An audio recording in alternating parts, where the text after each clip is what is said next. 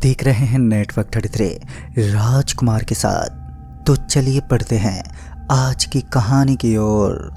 नमस्कार दोस्तों, मेरा नाम सुरेश है और आज की जो घटना मैं आप सभी के साथ शेयर कर रहा हूँ यह एक सच्ची घटना है जो करीब 27 साल पहले मेरे साथ हुई थी। मेरे रोम रोम में आज भी इस घटना का दर्द बसता है। जब भी मुझे इस घटना की याद आती है तो मेरा शरीर कपकपाने लगता है। खौफ की आंधी ने मेरी जिंदगी बदल कर रख दी। दिसंबर का महीना चल रहा था और ठंड अपने जोर पर थी। कोहरे और धुंध की वजह से सुबह के करीब 2:30 बजे मुझे कुछ भी नजर ही नहीं आ रहा था। इस वक्त मैं बस स्टैंड के लिए निकला और मेरे एक हाथ में सामान से भरा हुआ थैला था तो दूसरे हाथ में खाने का एक टिफिन, जिसे लेकर आज मैं एकेडमी के लिए निकल पड़ा। दरअसल एग्ज़ाम की तैयारी के खातिर मुझे आज अपने घर से निकलना पड़ा। सुबह के करीब 2 बजे मम्मी ने टिफ़िन बनाकर तैयार कर दिया था, जिस वजह से मैं बिना देरी किए बस स्टैंड पर पहुंच गया। जब मैं बस स्टैंड पर पहुंचा तो पहले से मेरे अलावा कुछ और यात्री लोग बैठे हुए थे। बस का इंतज़ार करते हुए करीब 15 मिनट बीत गए, तब जाकर एक बस मिली। सभी लोग जल्दबाजी करते हुए उसके अंदर पहुंच गए। धक्का मुक्की में मेरा बटवा पता नहीं कहाँ पर, लेकिन चोरी हो गया। जब तक मैं अपने पर्स को संभाल पाता तब तक सब गलत हो गया था। और जब मैंने इस बारे में कंडक्टर को बताया तो उसे मेरी बातों पर यकीन ही नहीं हुआ और उसने मुझे रामू खेड़ा नामक गांव के पास ही बस से नीचे उतार दिया। जब मेरे हाथ पर बंधी हुई घड़ी की तरफ मेरी नजरें गईं तो मैंने देखा कि रात के 2:45 बज रहे हैं और उस कड़कड़ाती ठंड में मेरे हाथ पूरी तरह से कांप रहे थे। इतने में मैं अपनी जेब टटोलने लगा और इस भीषण ठंड का सामना करते करते मैं काफ़ी हद तक पूरा ठंडा हो गया था। पर इस छोटे से कस्बे में मुझे कोई रोशनी भी नजर नहीं आई, लिहाजा मैं पैदल पैदल वापस अपने गांव की तरफ जाने लगा। और इसी बीच में मुझे 2 हेडलाइट चमकती दिखी।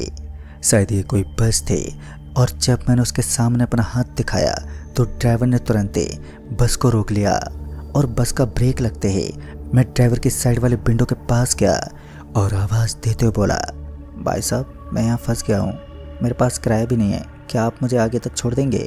उस बस के ड्राइवर ने अपनी मुंडी नीचे की तरफ झुका ली, यानी कि वो मुझे आगे तक छोड़ देगा।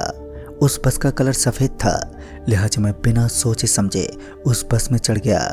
बस की स्पीड बहुत ही धीमी थी और ये लाजमी सी बात थी कि सामने की तरफ जोरदार कोहरा छाया हुआ था, तो बस का तेज चलना एक्सीडेंट का कारण भी बन सकता था।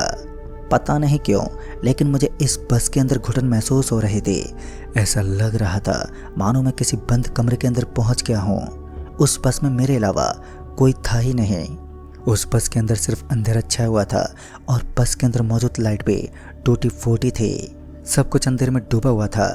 मैं उस वक्त दरवाजे के बगल वाली सीट पर बैठा था और तभी मेरे करीब से एक आदमी गुजर गया। जहां मुझे इस बस के अंदर कोई नजर ही नहीं आया था, तो अब मुझे लोगों की भीड़ दिखाई देने लगी, जो कि सच में हैरान कर देने वाली बात थी। कुछ देर पहले जहां सिर्फ सन्नाटा था, तो अब लोगों की बोलने और आपस में बातचीत करने की आवाज़ें आने लगी। अब तो मेरे बगल वाली सीट पर भी मुझे एक व्यक्ति दिखाई देने लगा। तभी मैं उस आदमी को धीमी सी आवाज़ में बोला, हाँ सुनिए भाई साहब, ये बस कहाँ तक जाएगी? लेकिन मेरी इस बात का उस आदमी के पास कोई जवाब ही नहीं था। वो बस चुप रहा और मुझे लगा कि शायद इस आदमी को ये मालूम नहीं है कि ये बस किस जगह तक जाएगी। तो मैं भी उसके बाद उस आदमी से ज़्यादा कुछ नहीं बोला और खिड़की से चिपक कर बैठ गया। एक बार फिर बस अपनी धीमी रफ्तार से आगे की तरफ बढ़ रही थी, लेकिन जब मैंने विंडो से झांकते हुए बाहर की तरफ देखा तो मैंने पाया कि इस समय बस एक घने जंगल से गुजर रही थी। जंगल के अंदर बहुत ही पुरानी और अजीब सी चीज़ें बनी हुई थी। खैर इस समय मुझे जिस चीज़ से सबसे ज़्यादा डर लग रहा था वो थी यहाँ के सूखे पत्ते और अजीब से पेड़। इतने में ही बस के अंदर अफरा तफरी सी मचने लगी। सभी यात्री इधर से उधर भगदड़ मचाने लगे, लेकिन मैं अभी भी अपनी सीट पर बैठा हुआ था। तभी मेरे बगल में बैठा एक आदमी बोला, अरे भाई तुम इंसान हो क्या जो अभी तक मौन बैठे हो? उस आदमी की बातें सुनकर थोड़ा मैं हैरान था। उसकी ये सब बचकानी बातें मुझे काफ़ी अजीब लग रही थी। अभी भी मैं उस बस के पूरे हुलियों को समझ ही नहीं पाया। जहाँ अजीब तरह का खेल था। बस के अंदर मौजूद यात्री कुछ देर तक तो इसी तरह इधर से उधर भटकते रहे। इंसानों की इस बस्ती में इस तरह भगदड़ देख खुद मैं भी सोच में था, लेकिन मैंने भी कुछ देर तक उनके ऊपर ध्यान नहीं दिया।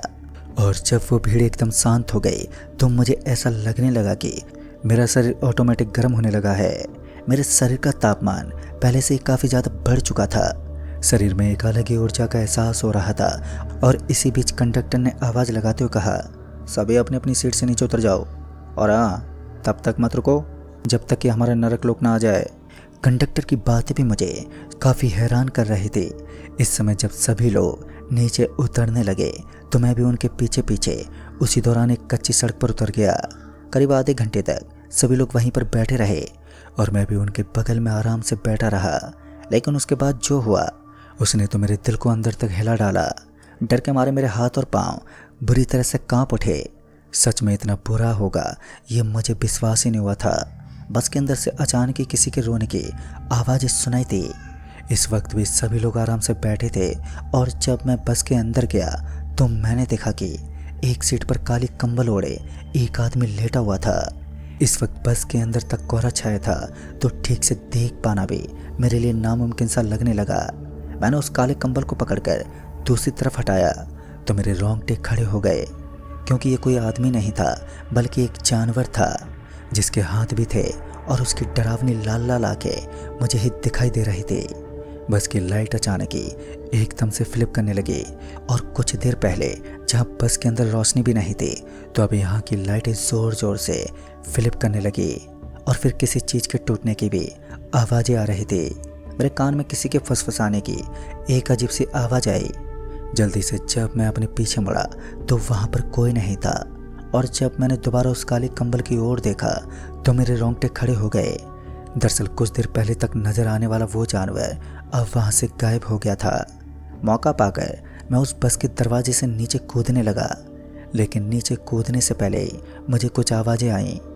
राम नाम सत्य है, इस नाम का जप सुनते ही मेरे शरीर में सनसनी से मच उठी। इस बार मैं नीचे नहीं गया और विंडो से ही देखने लगा। दरअसल कुछ लोग बस के कंडक्टर को पकड़कर उसे कहीं पर लेकर जा रहे थे। उसके मुंह को एक पट्टी से बांध दिया था और वो बार बार छटपटा रहा था, लेकिन उसकी मदद करने वाला शायद वहाँ पर कोई नहीं था। भले ही वो कंडक्टर मदद की गुहार लगा रहा था, लेकिन अब तक मेरे हाथ पांव पूरी तरह से फूल चुके थे। मेरे अंदर इतना साहस नहीं था कि मैं बस से नीचे उतरकर उसकी मदद कर सकूं। मैंने जीने की उम्मीद तो उस वक्त त्याग दी जब मैंने देखा कि वो सभी लोग जो उस कंडक्टर को पकड़कर ले जा रहे थे और वो असल में भूतों की एक सेना है, जिसका अंदाज़ा मैं इस बात से लगा सकता था कि उन सभी की मुंडी पीछे की तरफ घूमी हुई थी। कुछ तो अजीब ढंग से चल रहे थे तो कुछ आधे हवा में उठे हुए थे। तभी उस बस के ड्राइवर ने कहा, सभी लोग वापस अपनी अपनी सीट पर बैठ जाओ और हाँ, भूल कर कभी भी पीछे मत देखना, खासकर वो लोग जो इस समय इंसानी रूप में हैं। बस के ड्राइवर की बात सुनकर मैं फिर से अपनी सीट पर बैठ गया, लेकिन मैं नहीं जानता था कि ये बस मौत के दरवाजे तक जाती है। बस एक बार फिर स्टार्ट हो गई। इतने में ही उस बस ड्राइवर ने कंडक्टर से कहा, अरे उस्ताद जी, आपको पता है हमारी बस में एक इंसान भी है, मुझे उसकी खुशबू आ रही है। बस ड्राइवर की इस बात को सुनते ही मुझे लगने लगा कि अब तो मैं पक्का मरूंगा, लेकिन फिर जो जवाब आया उसने मुझे काफ़ी हद तक तसल्ली दी।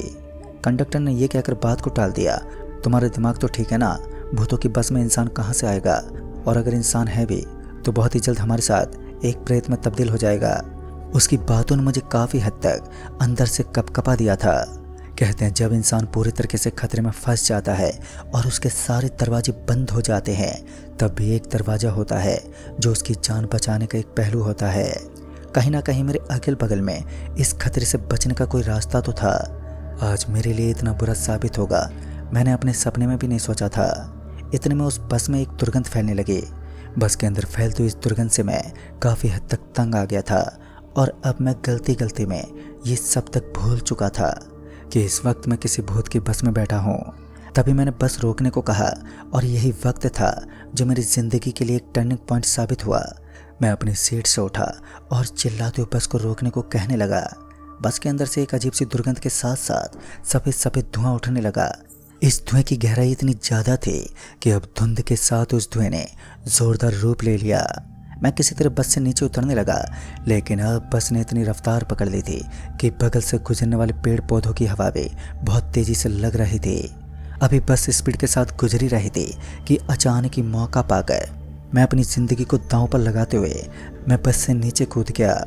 उस समय मेरा सर एक पेड़ से टकरा गया और जैसे ही मेरा सर उस पेड़ से टकराया तो मेरा दिल बाहर आ पहुंचा। मेरे सर से ज़ोरदार खून बहने लगा। पता नहीं मैं किस स्थान पर था जहां दोनों तरफ लंबे लंबे तार लगे हुए थे। और फिर उसके बाद मुझे पता चला कि ये तो एक पावर हाउस है जहां से बिजली की सुविधा मिलती है। काफ़ी देर तक तो मैं वहीं पर भटकता रहा, दर्द के मारे काफ़ी ज़ोरों से कराता रहा।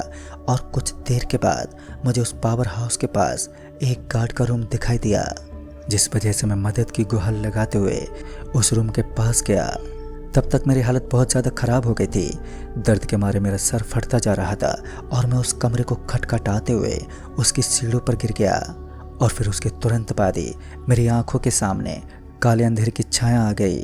जब मेरी आंख खुली तो मैंने देखा कि मैं उसी बस के अंदर लेटा हूँ जहाँ मेरे बगल में एक अजीब सा दिखने वाला इंसान था। लेकिन धैर्य की बात तो ये थी कि इस समय मैं एक बस डिपो के अंदर था जहाँ पर कुछ लोग इधर से उधर गुजर रहे थे। एक अच्छी राहत के साथ जब मैं उस आदमी के पास से उठा तो उसने मुझे बस से नीचे जाने का सुझाव दिया।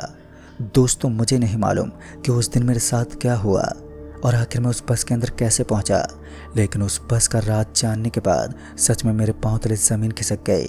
आज भी मैं तहे दिल से उस गार्ड का शुक्रिया अदा करता हूँ जिसने मेरी ज़िंदगी बचाने में एक अहम भूमिका निभाई। तो दोस्तों, इस कहानी में बस इतना ही। तब तक के लिए बाय एंड टेक केयर।